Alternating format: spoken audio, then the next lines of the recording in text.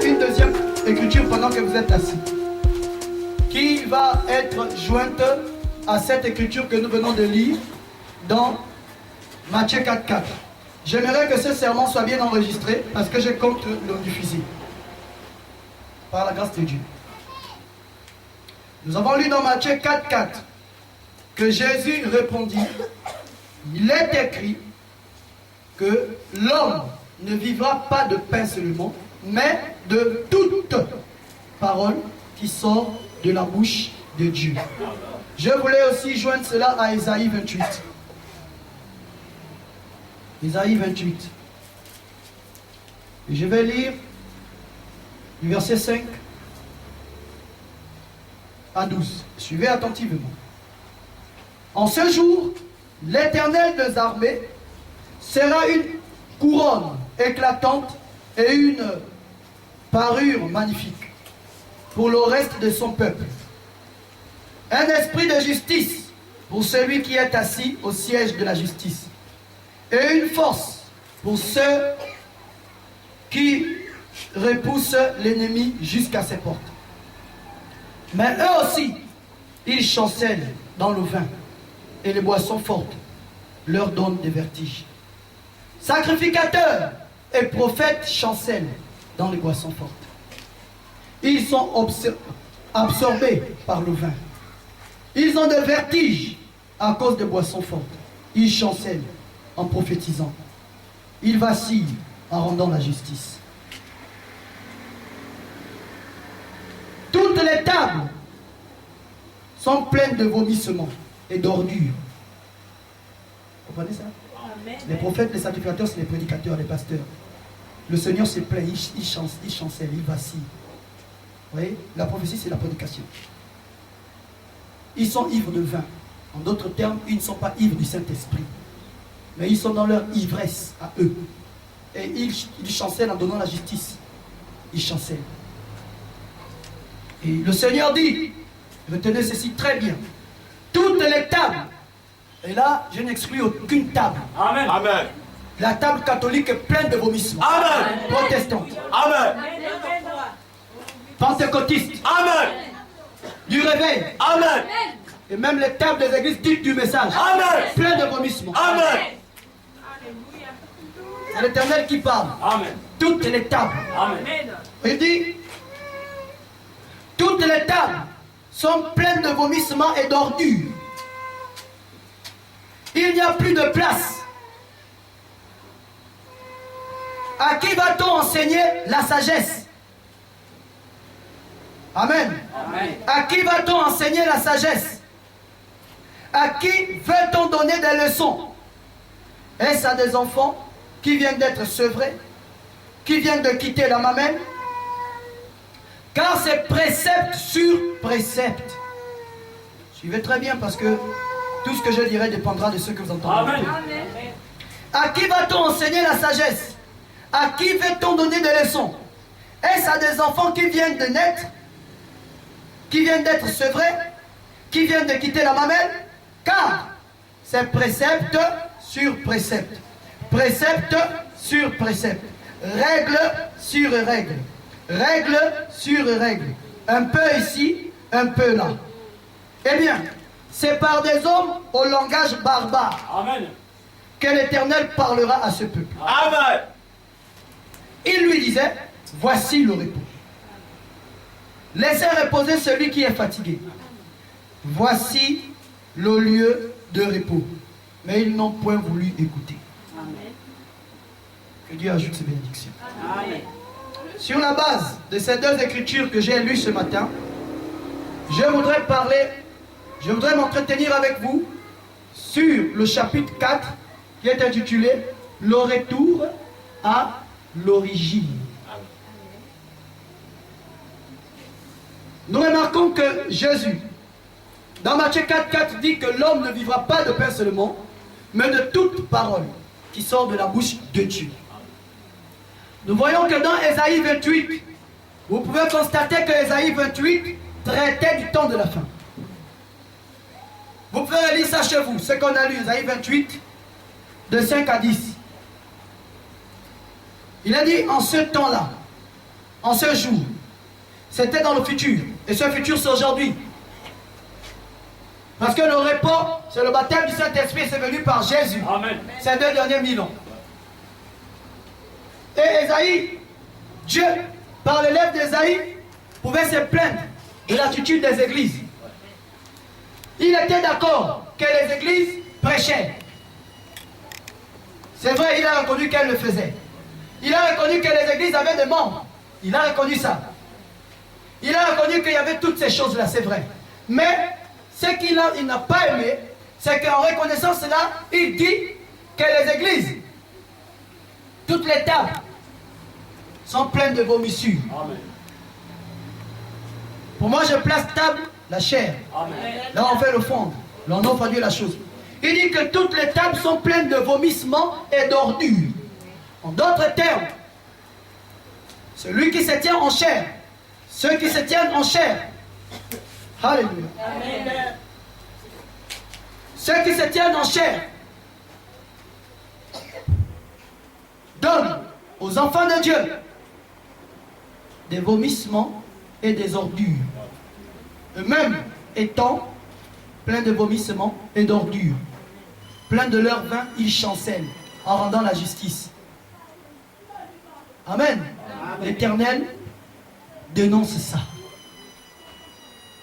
Il dénonce le fait que toutes les tables sont pleines de vomissures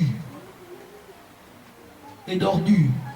Tout de suite, si on mettait une petite virgule ici, on pourrait faire un saut dans Apocalypse 3, où il a dit à Laodicée que je te vomirai. Amen. Dieu dit, je connais tes œuvres. Mais je sais aussi que tu n'es ni froid ni bouillant. Amen. Sois froid ou sois bouillant. Mais puisque tu es tiède, moi l'Éternel, je te vomirai Amen. de ma bouche. Alors, quand on dit que les tables sont pleines de vomissures, permettez-moi l'expression, Dieu a vomi. Amen. C'est dire, mais Dieu a vomi. Amen. Les tables, on invite Dieu pour bénir, mais quand Dieu regarde, il a vomi.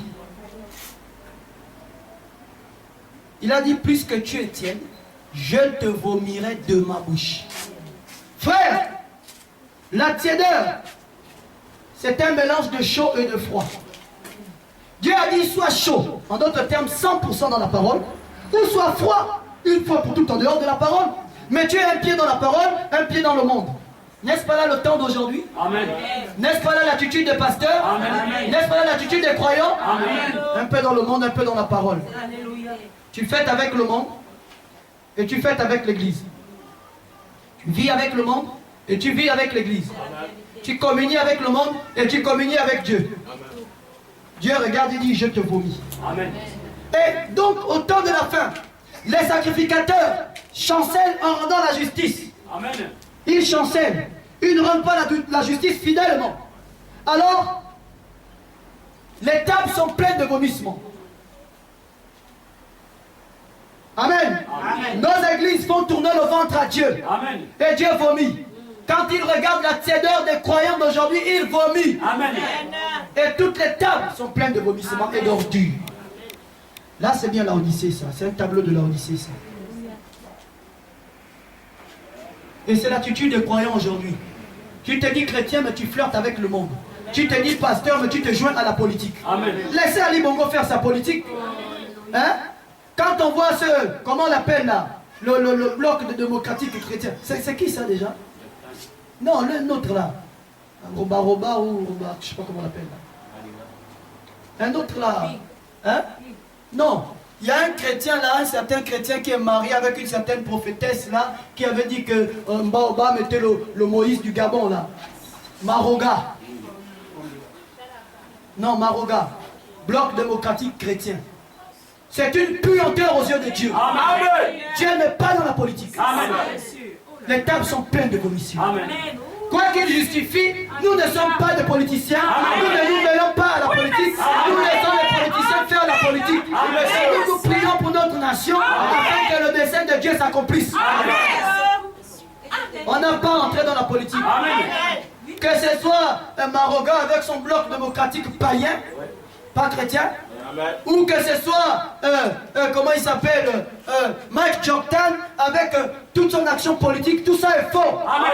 C'est pourquoi les hommes politiques n'accordent plus de la crédibilité aux églises. C'est d'ailleurs pourquoi on a tous les problèmes que l'on a. Parce qu'eux, ils se posent des questions. Nous ne sommes pas des politiciens.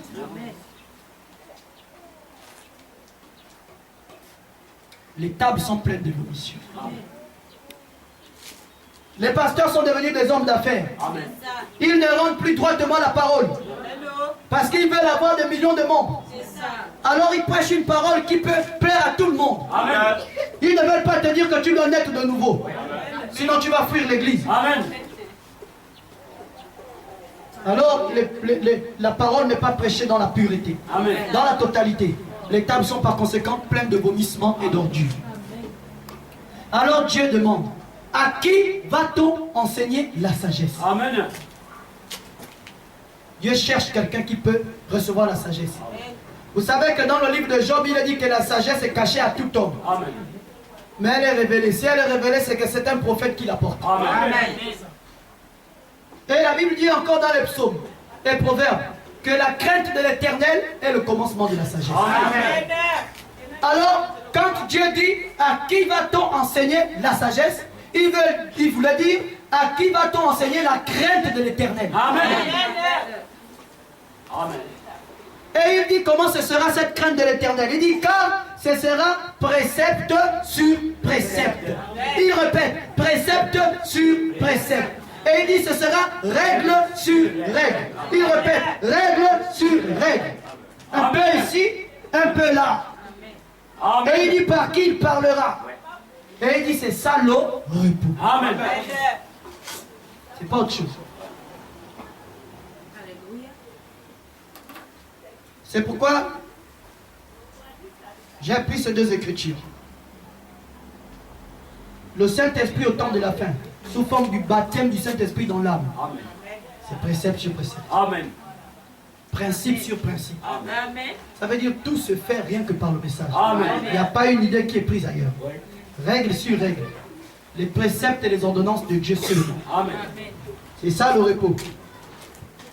C'est pourquoi je voulais prendre ça. Vous allez me dire, mais pasteur, jusque-là on ne saisit pas bien pourquoi vous avez pris ça dans un thème comme retour à l'origine.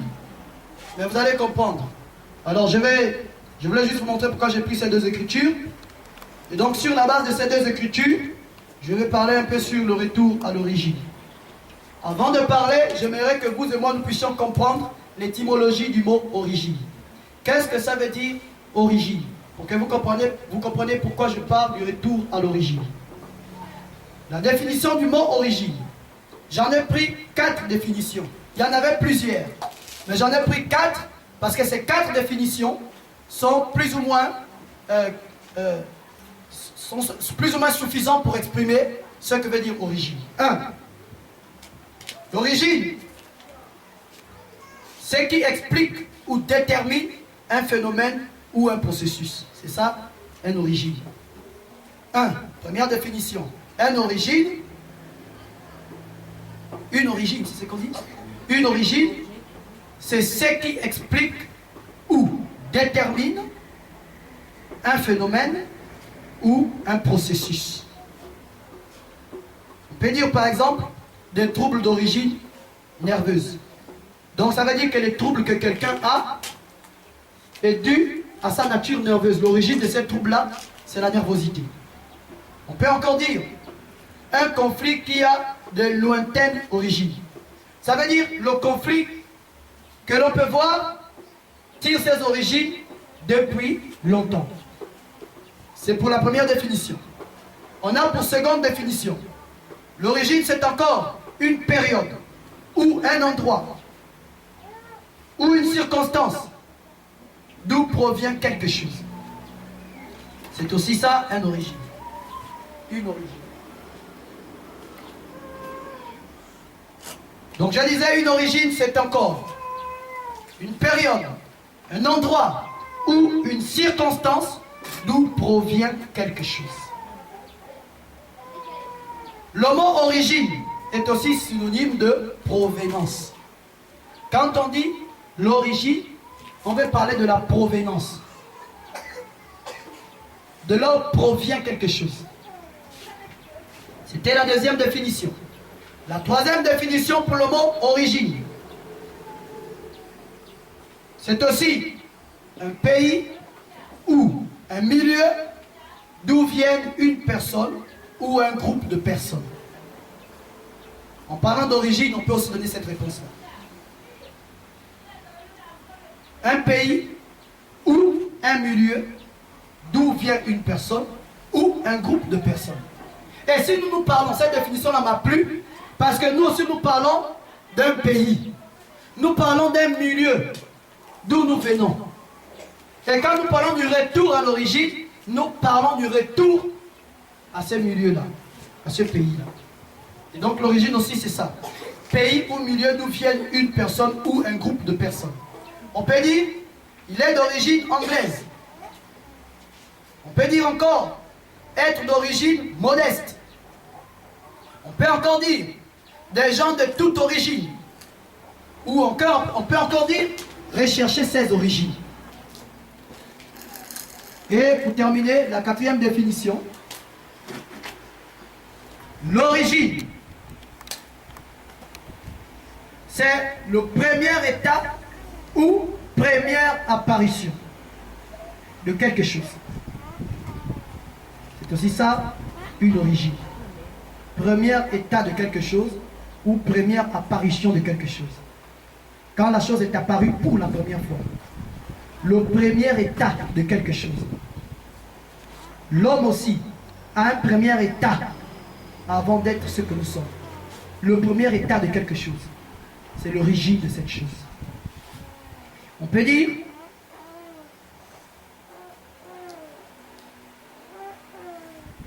cette fois-ci, il n'y a pas d'exemple. Donc, une origine, c'est aussi un premier état ou une première apparition de quelque chose. Maintenant, notez bien ceci. Quand on dit origine, ça veut dire au début. D'où on est issu. C'est ce que ça veut dire. Quand on parle du retour à l'origine, ça veut dire retour au début. Retour à là où on est issu. Retenez les définitions du mot origine que vous avez écouté ici.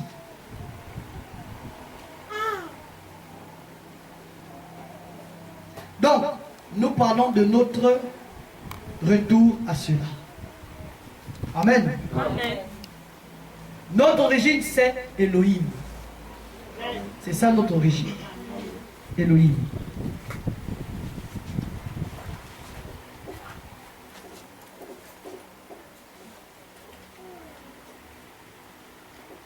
Je dis notre parce que je considère tout le monde ici comme fils et filles de Dieu. Amen. Amen. Et c'est vous qui devez prouver que vous l'êtes. Amen. Notre origine, c'est ça, Elohim.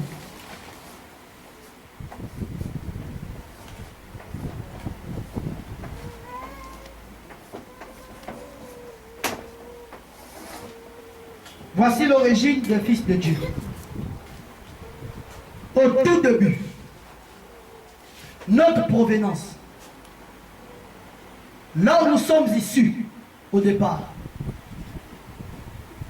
Au tout début, il y avait Elohim. Et Elohim, c'est la grande fontaine de vie. Avant toute chose, Elohim, l'éternel qui existait par lui-même, remplissait l'espace et le temps. Il n'y avait rien d'autre que lui. Il n'y avait pas de cieux, il n'y avait pas de terre. Alléluia. Amen. Il n'y avait qu'Elohim. Donc c'est là l'origine des fils et des filles de Dieu. Vous voyez? Donc à l'origine, c'était Elohim. La grande fontaine de vie. Mais lui s'est déversé dans l'empreinte de sa personne. Dans le reflet de sa gloire. Elohim s'est déversé. Dans l'empreinte de sa personne. Dans le reflet de sa gloire. Et ça s'appelle la colonne de feu. Dans la colonne de feu.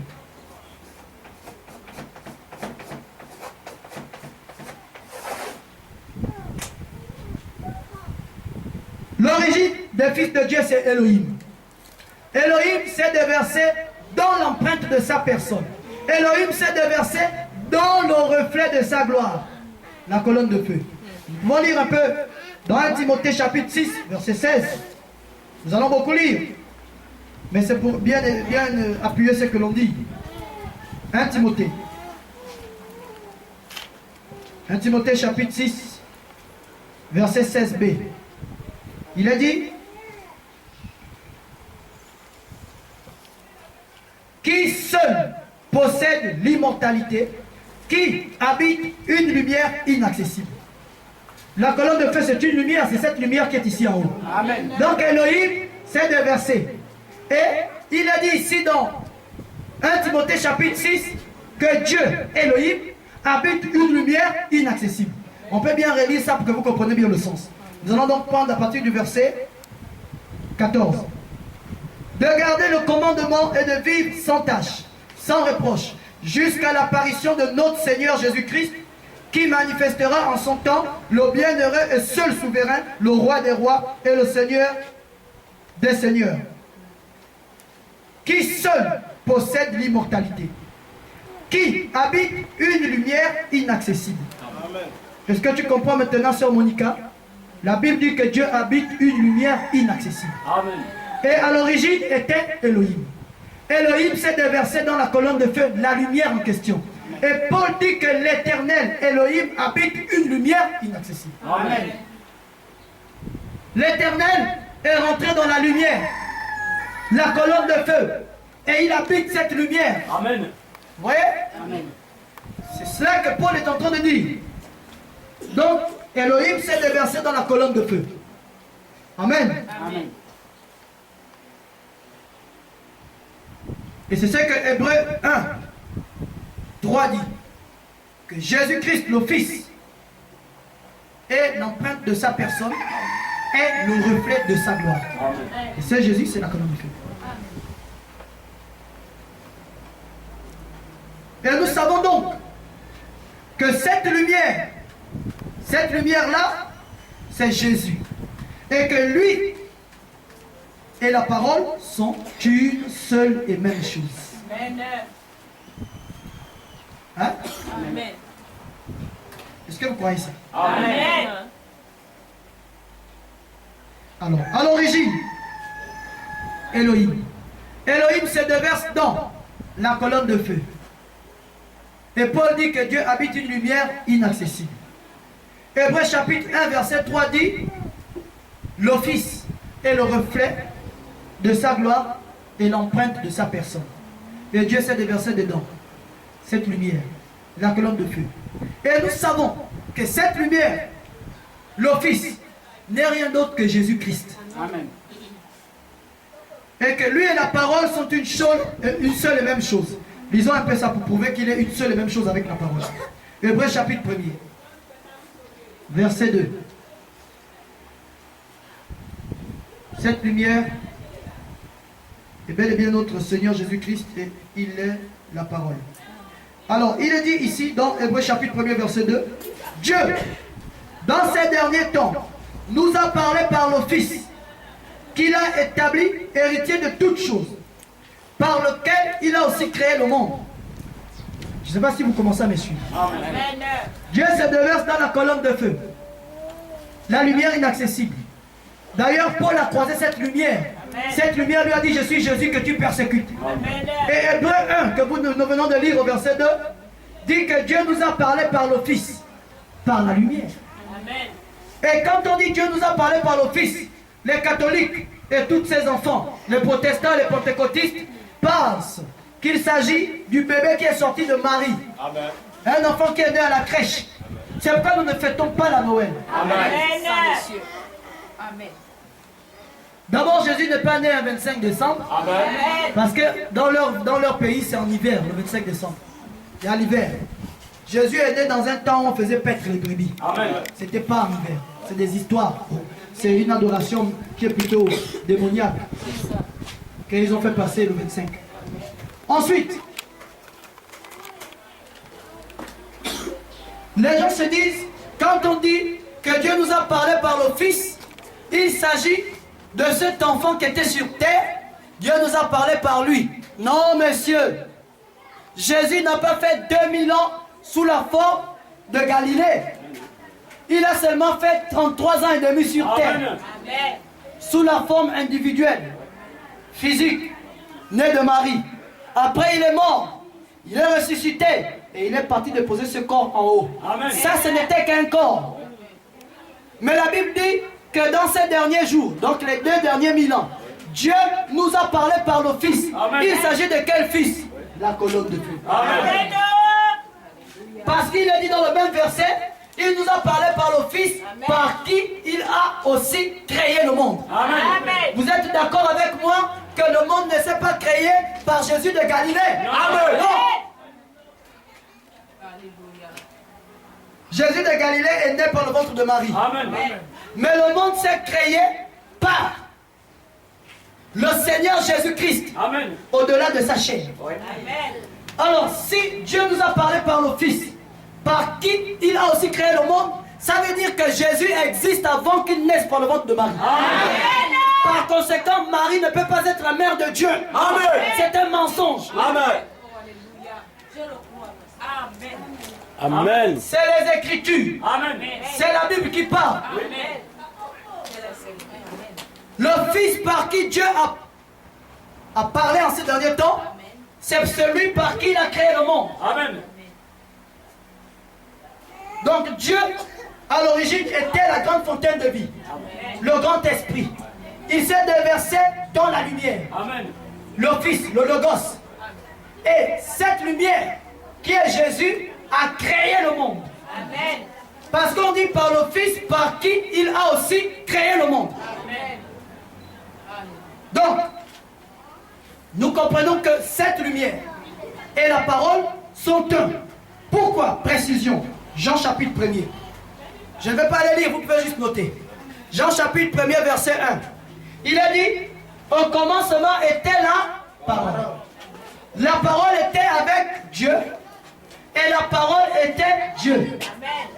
Amen. Amen. Toutes choses ont été faites par elle. Et rien de ce qui a été fait n'a été fait sans elle. Amen.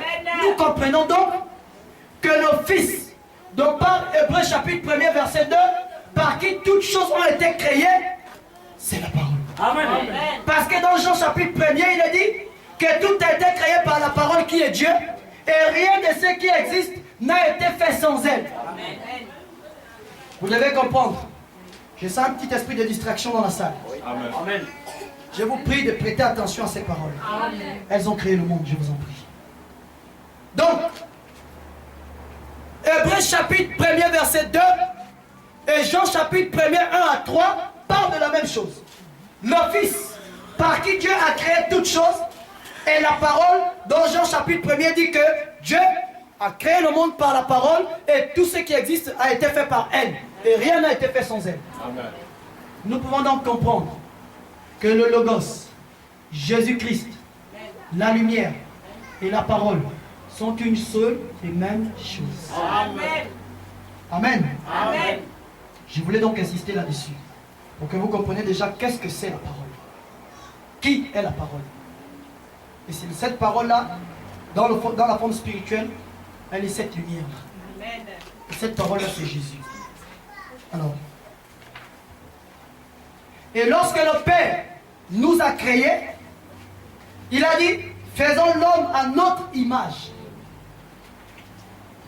et à notre ressemblance. C'est dans Genèse 1, 26 A à B.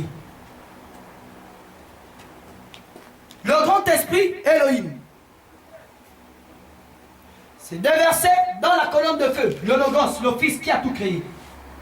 Et quand il a créé l'homme, il a dit, faisons l'homme, pas l'animal.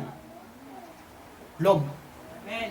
Vous connaissez déjà le mystère de l'homme animal. J'ai prêché dessus.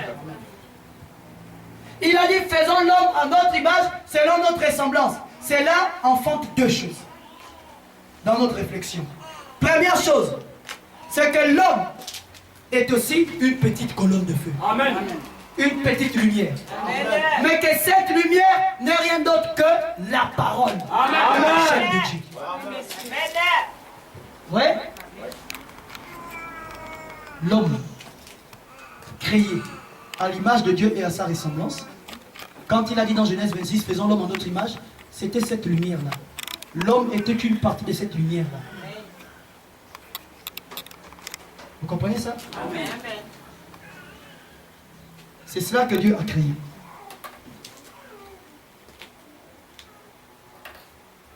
En tout cas, c'est ce qui est dit dans Genèse 1, 26 A à B. Il s'agissait de quoi? De la parole. L'homme a été créé parole. Amen. Est-ce que vous comprenez ça? L'homme a été créé parole. Amen. Quand Dieu a créé l'homme, Dieu a créé l'homme en tant que parole. Quand on regardait, c'était sous une forme corporelle, appelée une théophanie. C'était la parole que Dieu a créée. L'homme était créé sous la forme de la parole. Mais seulement, à cause du péché d'Adam et Ève, nous sommes venus par le sexe sur la terre. Dieu nous a créés, nous étions la parole. Amen. Mais Adam et Ève sont tombés dans le péché. Et à cause de ça, nous sommes venus sur la terre, vous et moi, par le sexe. Par l'accouplement de papa et de maman. Et nous sommes venus sur terre, par le sexe. Mais à l'origine, nous sommes la parole. Par notre origine. Amen. Le gène de Dieu. Mais nous sommes venus sur terre par le sexe. Papa et maman se sont connus. Maman est tombée enceinte. Et nous sommes venus sur terre. Nous avons marché. Et nous sommes là aujourd'hui. Et beaucoup de gens pensent que ce corps-là, c'est eux. Amen. Amen. Mais ce n'est pas eux. Amen. Nous sommes venus sur terre par le sexe. C'est vrai, c'est un fait. À cause du péché d'Adam et Ève. Nous avons contourné la parole. La théophanie. C'est d'ailleurs la grande différence entre nous et Jésus. Amen. Est-ce que vous me suivez? Amen. Nous avons été créés parole. Mais à cause de la chute, nous sommes venus sur terre par le sexe. Nous avons contourné la parole. Nous avons contourné par conséquent la théophanie. Amen. Parce que la parole c'est la lumière c'est la théophanie. Amen. Nous avons contourné donc la théophanie. La parole, ce qui est Dieu. C'est pourquoi je vous disais que toute théophanie est Dieu. Amen. Amen. Parce que théo veut dire Elohim. Mais c'est un processus que les hommes ne comprennent pas. Nous avons donc contourné la parole. Nous avons contourné la théophanie. Et c'est la grande différence entre Jésus et nous. Amen. Remarquez que Jésus n'est pas venu par le désir du sexe, comme nous. Nous, pour qu'on vienne au monde, il a fallu qu'un homme et une femme s'accouplent. Mais Jésus n'a pas contourné la théophanie. Jésus n'a pas contourné la parole. Jésus est passé de ce qu'il était à ce qu'il est de la manière entière. Amen. Amen. Or, nous sommes passés de la tribu à la chair par une voie de désir sexuel. Mais Jésus n'est pas né comme nous. Jésus est né de la parole et par la parole. Amen. Nous pouvons lire ça. Jésus n'est pas né comme nous, mes amis. Jésus n'est pas venu par le sexe, mais par la parole. Luc chapitre 1er.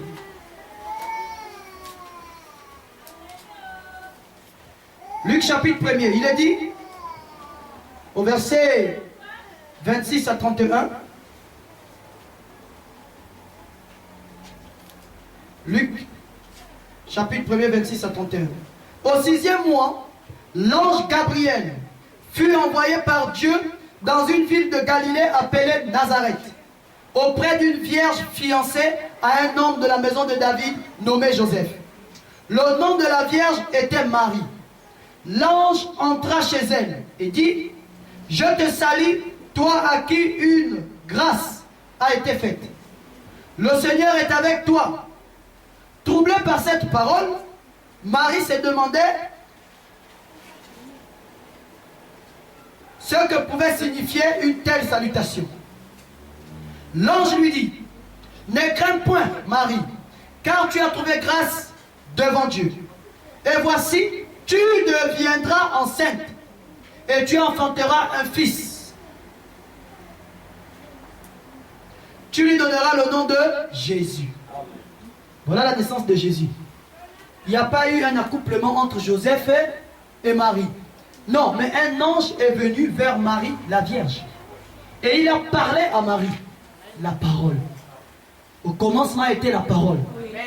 Et quand Jésus est venu sur terre, il n'a pas contourné la parole. Amen. Vous voyez comment il est venu? Nous, pour venir sur terre, il a fallu qu'il y ait un rapport sexuel. Mais Dieu voulait qu'on vienne sur terre par la parole. Amen. Quand on dit, bon, maintenant je vais avoir un fils. Et il s'appellera Junior. Junior vient à l'existence. Et madame tombe enceinte. Ne riez pas, c'était le plan de Dieu. Amen. La preuve en est que Jésus est venu comme ça. L'ange est venu parler à Marie. Tu tomberas enceinte. Amen. Tu enfanteras un fils. Amen. Et tu lui donneras le nom de Jésus. Où la parole a produit un ovule fécondé dans le ventre de Marie. Sans sensation charnelle. Vous voyez ça? Jésus-Christ n'a pas contourné la parole. Jésus-Christ est venu sur terre par la parole. Amen. Il n'a donc pas contourné la théophanie. Amen. Jésus sur terre était la parole. Amen. Jésus sur terre est venu par la parole. C'est la grande différence entre lui et tous les mortels. C'est pourquoi sur la terre, depuis qu'il était jeune, j'aimerais vous dire une chose. Chaque bébé que vous voyez ici, chaque petit enfant que vous voyez ici, vous voyez ces petits corps-là. Mais j'aimerais vous dire que s'ils étaient en Dieu, ils n'ont pas de début. Ils n'ont pas de fin. Amen. Mais c'est le corps dans lequel ils habitent. Amen. Qui a un début et qui aura une fin. Amen. Parce que ce corps-là doit naître. Amen. Ça doit grandir. Amen. Ça va vieillir. Amen. Et ça va mourir. Amen. Mais le petit esprit à l'intérieur, cette personne-là dans sa forme spirituelle, n'a pas d'âge. Amen. Vous comprenez ça? Amen. C'est pourquoi nous disons toujours amener les enfants à l'église. Amen. Mes amis, quand Jésus était né, depuis qu'il était bébé, il était la parole. Amen. Il savait toutes choses. Amen. Il connaissait d'où il venait. Il connaissait qui il était. Et il savait ce qu'il est venu faire. Amen. Et il ne pouvait pas tomber. Amen. Il était la parole. Amen. Et la parole corrige l'erreur. Il ne pouvait pas faillir. Amen. Il était la parole de Dieu. Amen. Et comme il n'était pas venu par le sexe, je veux dire par le rapport sexuel, il ne pouvait pas faillir. Amen. Pour que Marie soit enceinte, l'ange a parlé. Amen. La parole de l'ange a produit Jésus-Christ, le corps. Or, nous avons contourné ça. Pour que nous venions au monde, papa est allé avec maman. Donc c'est le sexe, le rapport sexuel, par le moyen du spermatozoïde, qui a fabriqué ce corps. Mais Jésus, ce n'était pas le cas. L'ange a parlé et le corps était là, dans Marie. C'est la grande différence. Nous avons contourné la parole. Lui, il est venu par la parole. Il a vécu sur terre. Il était la parole. Il ne pouvait pas faillir. Il ne pouvait pas se tromper. Parce qu'il savait toutes choses. Amen. Quand Jésus parlait, il savait avec précision ce de quoi il parlait. Amen. Chaque chose qu'il a dit était parfait. Amen. Parce qu'il est venu par la parole. Amen. Il était la parole. Il connaît tout ce qui est de Dieu. Amen. Nous sommes venus par le sexe. C'est là la grande différence. Donc, notre première naissance a été engendrée par le sexe. C'est notre première naissance qui nous a fait comme nous sommes là. Amen. Les autres sont devenus par naissance, ils ont grandi. On les a montrés, Satan les a montré le football. Il a dit, je serai un grand footballeur comme Pelé. Hein? Le diable a montré l'athlétisme. Je serai comme Carl Lewis. Ou bien comme, comment il s'appelle déjà le dernier là? Hein? Owen. Hein?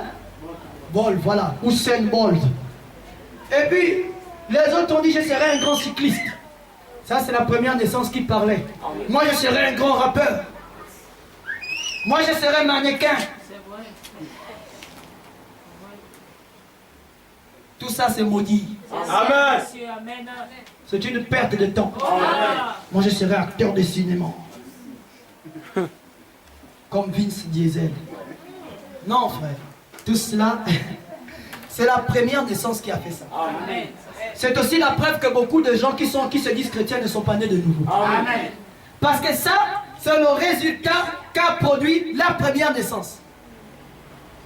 Nous sommes nés, nous avons pleuré, nous avons grandi, nous avons fait un choix de ce que devra être notre vie par la première naissance.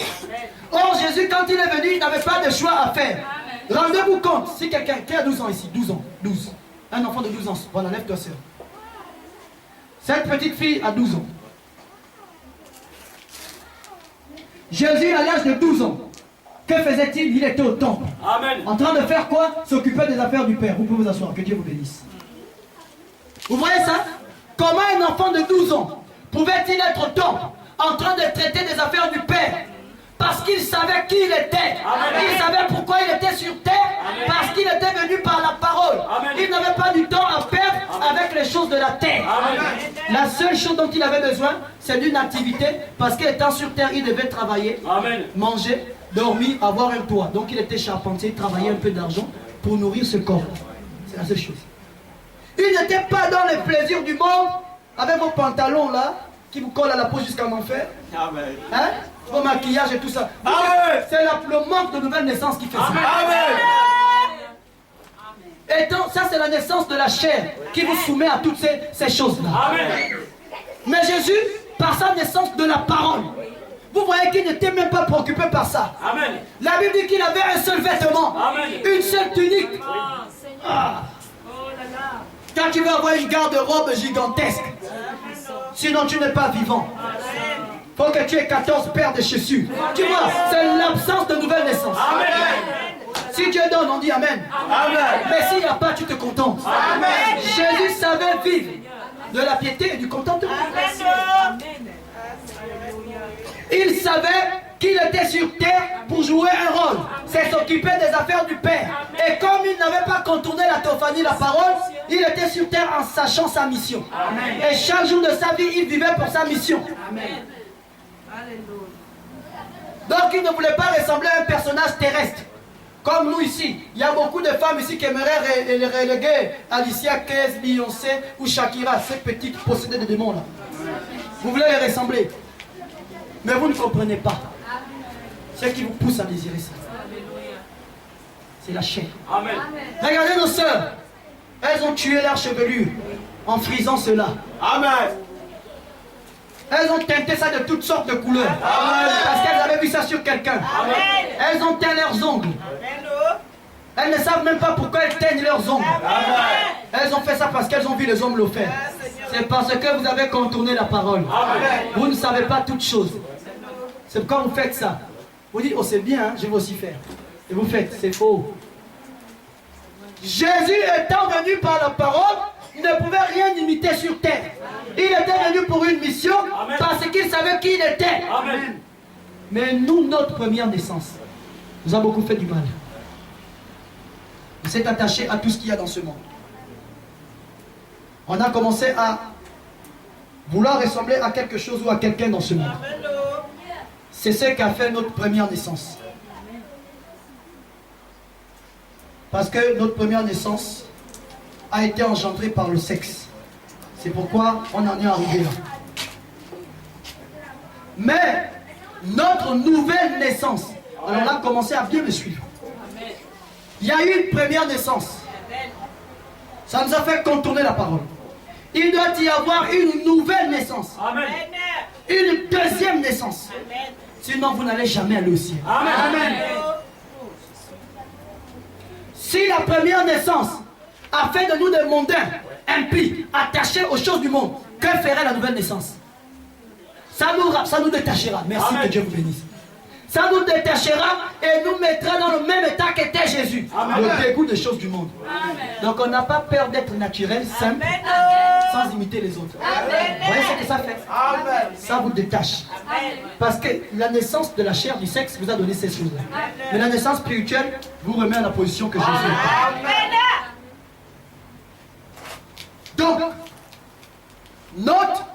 je voulais dire, mais notre nouvelle naissance,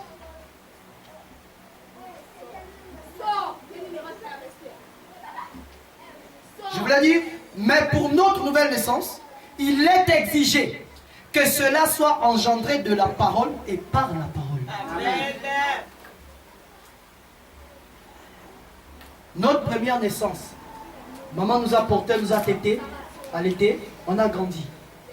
C'était la chair. Mais pour notre nouvelle naissance, il est exigé, c'est obligatoire, il est exigé que notre nouvelle naissance soit engendrée de la parole et par la parole. Vous allez me dire pourquoi de la parole et par la parole. Amen. De la parole, qu'est-ce que je veux dire? Ça doit être parole sur parole, sur parole, sur parole, comme on a lu dans Ésaïe. C'est pourquoi je dis, doit être engendré de la parole. Et pourquoi ai-je dit par la parole? Ça veut dire par Dieu. Ça doit être la colonne de feu qui parle. Donc, notre nouvelle naissance doit être engendrée de la parole et par la parole. Amen. Amen. Notre nouvelle naissance doit être engendrée de la parole et par la parole. Vous pouvez être dans quelque église que ce soit, dans quelque milieu que ce soit. Vous choisissez votre religion catholique, votre religion qu'elle soit protestante, musulmane, hindoue, ou quoi que ce soit. Que vous choisissez le christianisme d'église, protestante, pentecôtiste, église dite du réveil, où vous pensez qu'un tel personnage était un grand prophète et que vous devez prier chez lui, ou un grand pasteur, tout cela est bien. Mais n'oubliez jamais ceci, ça va vous rattraper un jour. Amen. Pour notre nouvelle naissance, il est exigé que cela soit engendré de la parole Amen. et par la parole. Amen. Pour que vous soyez engendrés, on doit fidèlement vous donner la parole. Et celui qui doit vous donner cette parole doit être la parole. Le logos. Sinon, il n'y aura pas de nouvelle naissance. C'est pourquoi 99% d'églises n'ont pas de nouvelle naissance. Mais ils vont te dire, je suis né de nouveau, je suis sauvé. Ils ne le sont pas. Ils ne sont pas engendrés de la parole et par la parole. Et lorsqu'ils quitteront la terre, ils se perdront. Amen. C'est pourquoi le message n'est pas comme les autres. Amen. Amen.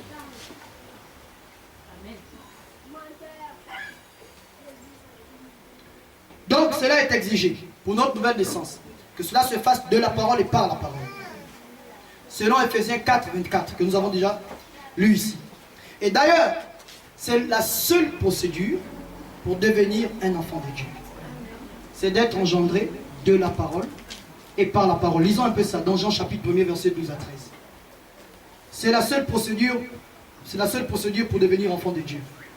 Vous pouvez être dans les églises, dites je suis dans l'église, je suis ceci, vous n'êtes encore rien du tout. Jean chapitre 1er, verset 12. 12 à 13. Il est dit, Jean chapitre 1er, verset 12, 12 à 13. Jean chapitre 1er, verset 12 à 13. Mais à tous ceux qui l'ont reçu, à ceux qui croient en son nom, elle a donné le pouvoir de devenir enfant de Dieu. Amen. Les gens disent non, j'ai reçu, j'ai pris quelque part. Mon pasteur est une femme. C'est des histoires. Dieu n'a jamais envoyé une femme pour prêcher. Amen. J'ai cru, j'ai pris dans une église, donc je suis sauvé. Fort. Mais la procédure est décrite ici, c'est la Bible. Il est dit, mais à tous ceux qui l'ont reçu. Oh, j'ai reçu Jésus. À ceux qui croient en son nom. Je crois au nom de Jésus, ce n'est pas tout. Dieu a donné à ceux-là ils ne sont pas des gens enfants de Dieu. Ils ne sont pas fils et filles de Dieu. Mais Dieu leur a donné le pouvoir de devenir enfants de Dieu. Amen. Donc on devient. En croyant et en le recevant, vous recevez le pouvoir de devenir. Amen. Amen. Vous comprenez ça? Amen. Vous ne l'êtes pas encore. Mais vous recevez seulement le pouvoir de devenir. Amen. De devenir enfant de Dieu. Et il a dit, lesquels sont nés de devenir enfant de Dieu par naissance. Il faut la seconde naissance. Il a donné le pouvoir de devenir enfant de Dieu. Lesquels sont nés, non du sang, ni de la volonté de la chair, ni de la volonté de l'homme. En d'autres termes, cette nouvelle naissance-là ne se fait plus par le désir sexuel, comme la première naissance.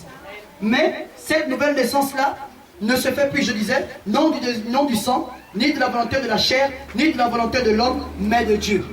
Cette nouvelle naissance se fait par la volonté de Dieu. Et tous ceux qui ont cru, Dieu a donné le pouvoir de devenir. Utilisez ce pouvoir-là pour devenir. Devenir enfant de Dieu. Par naissance. Ça s'appelle la nouvelle naissance. Et cette nouvelle naissance-là, c'est la volonté de Dieu. Ça veut dire devenir enfant de Dieu par la volonté de Dieu. Amen. La parole qui vous fait devenir enfant de Dieu. Amen. Par une nouvelle naissance. Donc, vous voyez qu'il est exigé que cela soit ainsi. Et la véritable nouvelle naissance s'achève par le baptême du Saint-Esprit. Amen.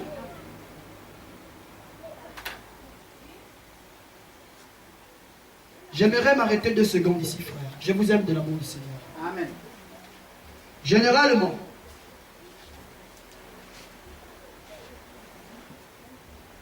les gens parlent de nouvelle naissance qu'ils n'ont pas. Les gens fréquentaient beaucoup de lieux.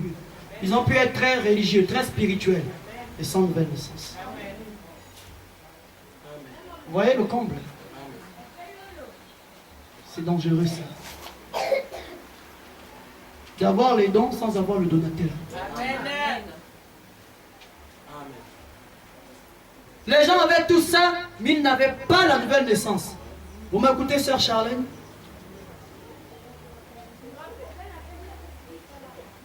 Parce que devenir enfant de Dieu, ça passe par une obligation. Amen. La nouvelle naissance. Selon Dieu et par Dieu. Amen. Sinon, il n'y a pas de nouvelle naissance. Amen. Peu importe le niveau spirituel que vous avez atteint dans les églises. Si vous n'êtes pas né de nouveau, frère, vous n'irez jamais au ciel. Amen. Amen. Amen.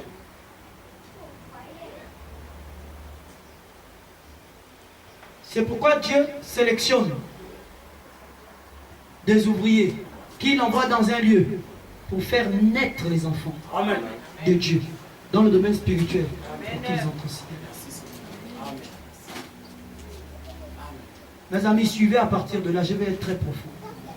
Je veux que ce soit bien filmé, ça va être très important pour moi ça.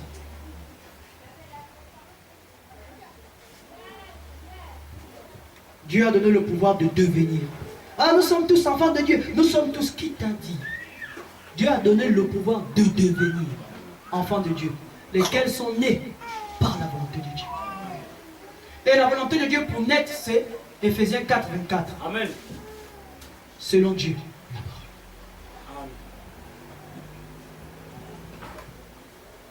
Et donc je disais, la véritable nouvelle naissance s'achève par le baptême du Saint-Esprit. Disons un peu Jean 3. On ne peut pas dire qu'on est né de nouveau sans qu'on ait le baptême du Saint-Esprit. Jean chapitre 3.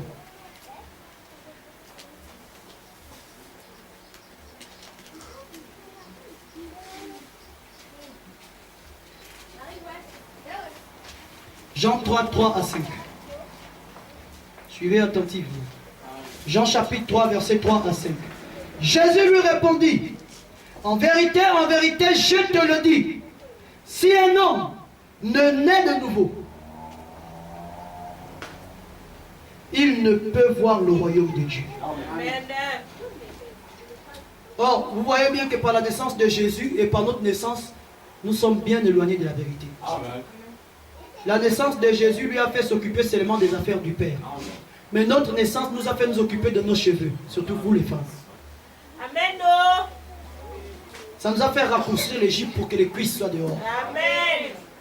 On a porté les collants. Ça doit dessiner les formes de notre corps. Amen. Vous avez fait ça, les sœurs.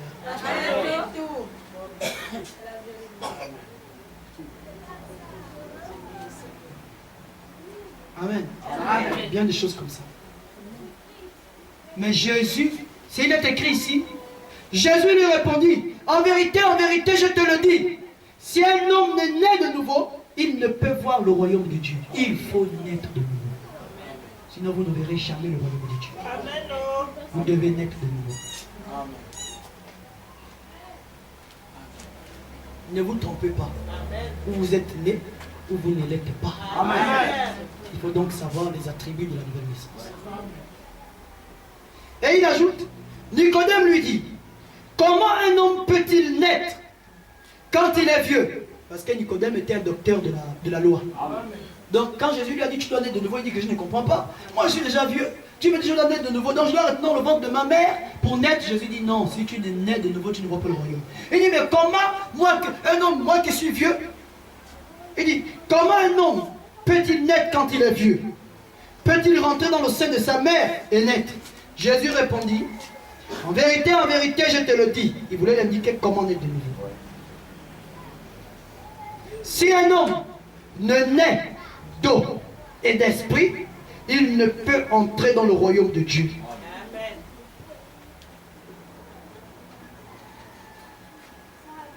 Si un homme ne naît d'eau et d'esprit. La nouvelle naissance, ce n'est pas seulement la parole. La nouvelle naissance, quand c'est véritablement accompli, tu es né d'eau et d'esprit. La parole, l'eau purifie la parole. Et l'esprit, c'est le Saint-Esprit. D'eau et d'esprit. Esprit, ici, c'est grand E. C'est le Saint-Esprit. Donc, la vraie nouvelle naissance amène le Saint-Esprit sur l'homme. C'est ça l'achèvement du processus. La véritable nouvelle naissance amène obligatoirement sur toi le Saint-Esprit. Tu es né du Saint-Esprit. Mais comment on sait que tu es né du Saint-Esprit? Parce que tu as l'Esprit, mais pas seulement l'Esprit. Tu as aussi la parole. Quelle parole? Chaque parole.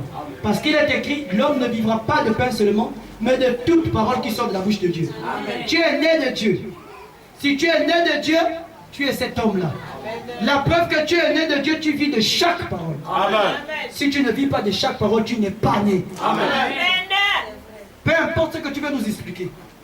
Et tu vas te perdre.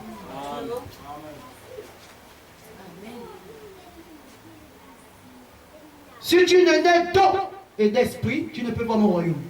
Donc on est d'eau et d'esprit. La nouvelle naissance, c'est ça. Je vais vous expliquer le processus. Quand une femme est enceinte, je crois qu'il y a beaucoup de femmes qui ont déjà enfanté ici. Amen. Quand l'enfant doit naître, il y a un processus. Elle doit d'abord perdre la couche des os. La couche des os doit se rompre. L'eau va partir. Et après, elle doit perdre le sang. Perdre beaucoup du sang. Et après, vient la vie. L'esprit de vie de l'individu. C'est un processus. Donc, si tu as vraiment achevé ta nouvelle naissance, l'esprit doit être sur toi. Amen. Et la parole doit être mot à mot acceptée par toi. Amen. Donc, je disais ceci. La véritable nouvelle naissance s'achève par le baptême du Saint-Esprit. Disons un peu la prédication du prophète Branham, la sémence n'héritera pas avec le grain. Pour affirmer ce que je viens de déclarer. Le prophète en a parlé. La sémence n'héritera pas avec le grain. Vous avez changé la position de mes brochures quand vous les avez déposées. Ne le faites pas. Déposez-les comme je vous les donne. C'est placé dans un ordre pour pouvoir prêcher. Ok. La sémence n'héritera pas avec le grain. Paragraphe 49.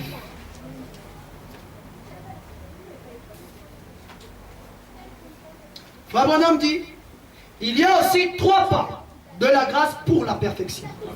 de l'Église. Justification, sanctification, baptême du Saint-Esprit.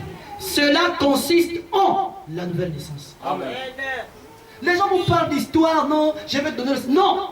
Si vous naissez véritablement de nouveau, cela vous confère le baptême du Saint-Esprit. Parce que la nouvelle naissance, pour qu'il soit complet, c'est l'eau, le sang et l'esprit. Tu as cru, c'est bien. Maintenant on te prêche, ça te sanctifie. Ça c'est pas bien, ça c'est pas bien. Tu changes, tu es dans la sanctification. Tu es dans la sanctification. Tu es dans la sanctification. Et quand tu as achevé ta sanctification, tu termines ton processus de naissance. Le Saint-Esprit te voile. Tu l'as. Tu es né. Tu as la vie éternelle. Tu as le baptême du Saint-Esprit. Les gens confondent le baptême du Saint-Esprit avec le remplissage de l'adoption de la pyramide. Non. Branham dit, cela consiste en la nouvelle naissance. C'est ce qu'il dit. Il y a aussi 3 pas de la grâce pour la perfection de l'Église. Justification, sanctification, baptême du Saint-Esprit. Et il dit, cela consiste en la nouvelle naissance. Amen. Amen. Donc il faut Dieu qui prononce Dieu pour amener ceux qui sont appelés, qui ont reçu le pouvoir de devenir enfants de Dieu, pour les amener à naître. Mais quand ils sont nés, ils ont le baptême du Saint-Esprit. Amen. Amen. Amen. Mais il faut Dieu. Amen. Il peut le faire en 1 jour, en 2 jours, en 3 jours. Il n'y a pas d'instant. Parce que Paul aussi a dit, nous recevons l'Esprit par la prédication de la parole. Amen. Alléluia. Amen. Oh, gloire à toi Jésus. Il y a une belle onction ici. Donc vous voyez, il faut Dieu, prononçons Dieu, pour amener ceux qui ont le pouvoir de naître à naître. Amen. Et quand ils sont vraiment nés, ils ont le baptême du Saint-Esprit. Ça ne les quitte plus. Ça peut se passer en une seule réunion où Dieu prononce Dieu. Amen. Ça restaure tout pam, la nouvelle naissance établie. Pour certains, ça peut prendre du temps, ça dépend de leur disponibilité. Amen. D'ailleurs, Dieu agit maintenant dans un temps d'urgence. Amen. Alors, nous voyons que Amen. quand Jésus a dit à Nicodème que si tu n'es né d'eau et d'esprit, il voulait parler du processus achevé de la nouvelle naissance. Amen. C'est pourquoi le prophète Branham dit ici, cela consiste en la nouvelle naissance. La justification, la sanctification et le baptême du Saint-Esprit consiste en la nouvelle naissance. En d'autres termes encore, c'est ça la vraie nouvelle naissance. Il n'y a pas de vraie nouvelle naissance sans que l'esprit ne clôture. Tu n'es pas né, tu es en voie. Amen. Amen. Je voulais encore lire quelque chose. Je vais d'abord dire, et cela produira dans votre cœur la foi de Jésus-Christ. Amen. Quand vous êtes véritablement né de nouveau, ça veut dire né de justification, de sanctification et du baptême du Saint-Esprit. Donc vous êtes né de nouveau. Quand vous êtes né de nouveau, cela amène dans votre cœur la foi de Jésus-Christ. Amen. Alléluia. Pas la foi en Jésus-Christ. On se comprend bien là? Amen. La plupart des adorateurs sur terre adorent avec la foi en Jésus-Christ. J'ai foi en Jésus-Christ. Amen. Amen. Ou avec la foi ordinaire. Non, je crois. La foi ordinaire. Non, frère. Ici, là, la foi dont nous parlons, il n'y a que le né de nouveau qui nous. Amen. Quand vous naissez de nouveau, d'eau, de sang et d'esprit, donc votre nouvelle naissance est consommée.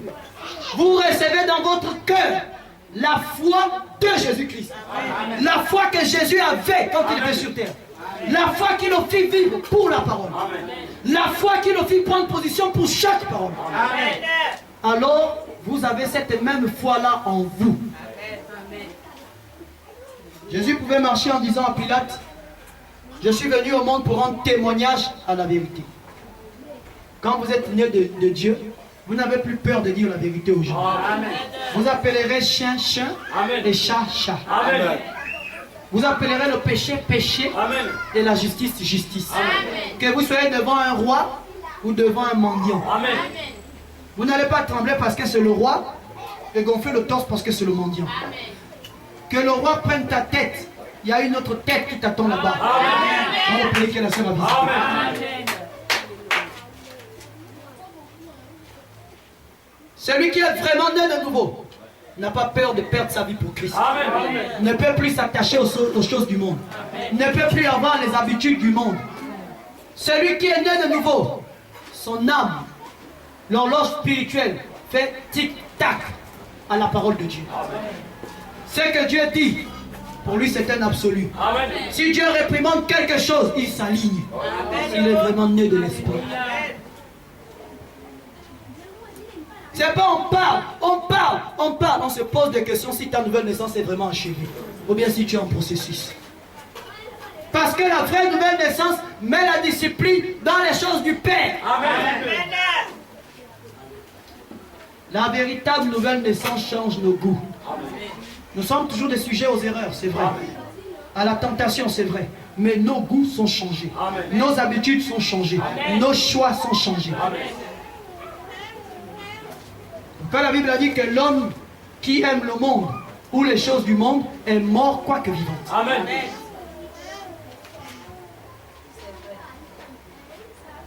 Donc, la véritable nouvelle naissance amène la foi de Jésus dans votre cœur.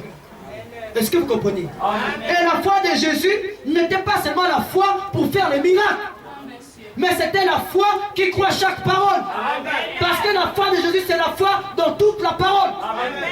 Tu ne peux pas me dire que tu as la foi de Jésus et tu vas contredire ce qu'a dit le messager ou ce qu'a dit la Bible. La Bible a dit que la femme se taise. Amen. Si un homme fait qu'une femme se lève devant un groupe de gens, il n'a pas la connaissance. Amen. Ça, c'est pas une erreur. Ce n'est même pas une faute. C'est le manque de nouvelle naissance. Amen. Parce que ça te confère la foi de Jésus-Christ. Amen. Pas la foi en Jésus. La foi de Jésus, Abraham dit que Jésus ne pouvait pas faire d'erreur, de péché.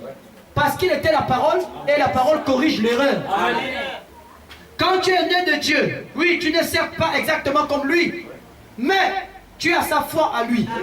Et ça veut dire que quand tu as déjà lu la parole, tu l'as connue, elle est en toi pour ne plus te quitter. Amen. Quoi qu'il arrive, tu ne vas jamais sortir de la parole parce que, oh non, il y avait de manque de personnes, j'ai dû prendre des femmes pour faire fort. Amen. La foi de Jésus, peu importe les circonstances par lesquelles tu passes, la foi de Jésus affronte toutes choses par la parole. Amen. Hein? C'est tout. Frère, qu'on ne sait pas de se casser la tête à penser je ne sais quoi ou comment. Non, frère. Ça, c'est la stricte vérité. La véritable nouvelle naissance amène dans votre cœur la foi de Jésus-Christ. Et qu'est-ce que c'est la foi de Jésus-Christ? La foi de Jésus-Christ, c'est croire à chaque parole. Ça veut dire que l'homme ne vivra pas de pain seulement, mais de toute parole, de chaque parole qui sort de la bouche de Dieu. Si la bouche de Dieu, les prophètes ont dit que la femme se taise, frère, ça veut dire qu'elle doit se taire. Amen. Il ne lui est pas permis de parler dans les assemblées. Amen. Vous savez ce que ça veut dire? C'est pas dire amen, c'est pas prophétiser à sa place, mais elle ne peut pas se tenir debout devant les gens. Amen. On n'a pas dit, on n'a même pas dit dans les assemblées où il n'y a que des femmes, non. On a dit, il ne lui est pas permis de parler dans les assemblées, ni d'enseigner.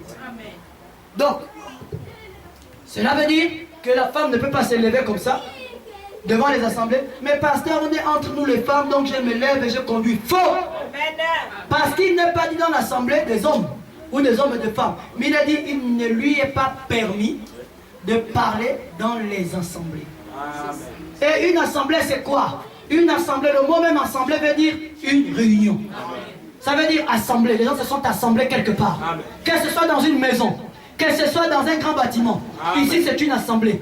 Vous allez dire, pour ceux qui ne connaissent pas ce que veut dire l'église, ils vont dire, oh, l'église, ça c'est dans une maison. Le bâtiment, c'est pas l'église. L'église, c'est l'ensemble de croyants réunis dans un lieu. Et nous sommes ici, un ensemble de croyants réunis dans un lieu. C'est ça une assemblée. Et il n'est pas permis à la femme de parler dans les assemblées. On ne peut pas confier à une femme la charge de conduire. Quoi que ce soit. Je doute de ta nouvelle naissance, de ton Saint-Esprit. Sinon tu aurais la foi de Jésus. Sauf si tu ne savais pas, tu n'avais pas lu. Là encore, Dieu ne tient pas compte de l'ignorance.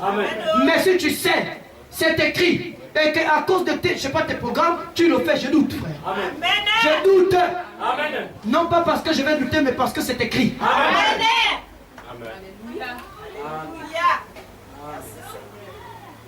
Frère Ulrich, est-ce que tu me suis? Amen. Alléluia. Amen. Merci Seigneur. Merci Seigneur. Alors, la véritable nouvelle naissance amène sur celui qui est né la foi de Jésus-Christ. Amen. Lisons un peu la foi de Jésus-Christ. Toujours dans la sémence, n'héritera pas avec la balle. Paragraphe 53. Frère Branham dit, voici 7 semences. Une sémence, pas des sémences, mais une seule sémence. Les autres n'étaient pas la sémence d'Abraham. Parce que la sémence d'Abraham fut sa sémence de foi dont Dieu parla. Pas sa sémence naturelle. Parce qu'après que Sarah fut morte, Abraham se maria avec une autre femme et eut 7 fils, sans compter les filles. Ainsi, ce n'était pas les sémences d'Abraham, c'était la sémence d'Abraham, une seule. Et c'était la sémence de foi d'Abraham. Pas la vie naturelle d'Abraham, mais la vie spirituelle d'Abraham, qui prit tout ce qui était contraire à la parole de Dieu et considéra, qui prit tout ce qui était contraire à la parole de Dieu et le considéra comme n'existant pas. Voilà ce que fait la foi d'Abraham. Vous comprenez ça? Amen. Et quand on est de nouveau, j'aimerais vous dire, hein, la foi d'Abraham, c'est Jésus-Christ. Amen. C'est ça la foi d'Abraham. La sémence foi d'Abraham, c'est Jésus-Christ. La sémence foi d'Abraham. Et vous voyez que si Jésus-Christ est la foi d'Abraham, la sémence foi d'Abraham, en naissant de nouveau, si nous recevons la foi de Jésus-Christ, vous imaginez? Comme on l'a lu ici, c'est la sémence foi. Et j'aime la manière dont Frère Branham l'a dit. Il dit, c'était la sémence d'Abraham, une seule. Et c'était la sémence foi d'Abraham, annonçant la sémence royale d'Abraham qui devait venir par la foi d'Abraham. Amen. Et il dit,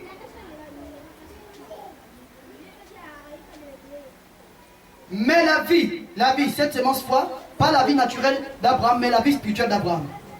La foi d'Abraham qui prit tout ce qui était contraire à la parole de Dieu et le considéra comme n'existant pas. Tout ce qui était contraire à la parole de Dieu. La foi d'Abraham considère que ça n'existe pas. Pas la foi dénominationnelle. La foi d'Abraham. Tout ce qui est contraire à la parole de Dieu. Ceux qui ont la foi d'Abraham considèrent que ça n'existe pas. Et c'est la foi là que Jésus avait. Quand nous naissons de nouveau, nous recevons cette foi-là. Amen. Amen. C'est ce que Frère Branham dit ici. Il crut Dieu contre toute espérance. Il crut dans l'espérance. Voilà la véritable sémence dont nous parlons. Voilà la foi d'Abraham. Ça croit chaque parole. Si vous n'arrivez pas, ne vous y trompez pas, vous n'avez pas reçu. Vous n'avez pas achevé votre naissance. Est-ce que vous me suivez là? Amen. Alors, donc, quand Jésus-Christ parlait dans Matthieu 4,4, qui identifie le vrai baptême du Saint-Esprit, il a dit l'homme. Et dans Ephésiens 4, il a dit l'homme nouveau. Amen. Amen. Quand Jésus a dit l'homme ne vivra pas de pain seulement, il a parlé. Mais il y a une chose que vous devez remarquer. Matthieu 4,4, qu'est-ce que ça fait? Ça identifie le vrai baptême du Saint-Esprit. Or, le vrai baptême du Saint-Esprit, c'est la véritable nouvelle naissance. Amen. Et quand Jésus parlait dans Matthieu 4,4 au serpent, il voulait dire au serpent qui le tentait que je vais te dire une chose que tu dois comprendre.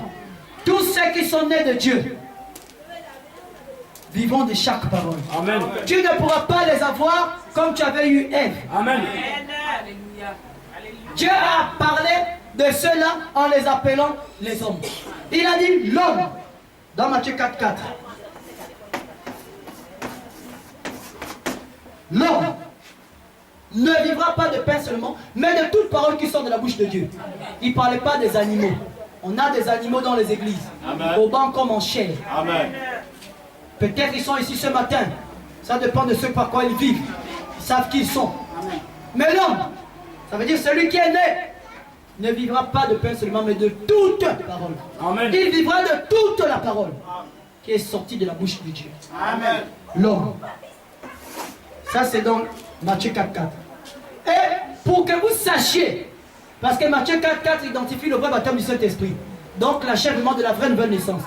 Et pour que vous sachiez que Jésus parlait en relation avec la nouvelle naissance, il a dit l'homme. Et quand on rentre dans Ephésiens 4.24, il est aussi dit là-bas par Paul que l'homme nouveau, vous voyez, est créé selon Dieu. Donc l'homme dont Jésus parlait dans Matthieu 4, c'était l'homme nouveau dont parle Paul dans Ephésiens 4.24. L'homme nouveau. En d'autres termes, l'homme nouveau ne vivra pas de pain seulement, mais l'homme nouveau, l'homme créé selon Dieu, vivra de chaque parole qui sort de la bouche de Dieu.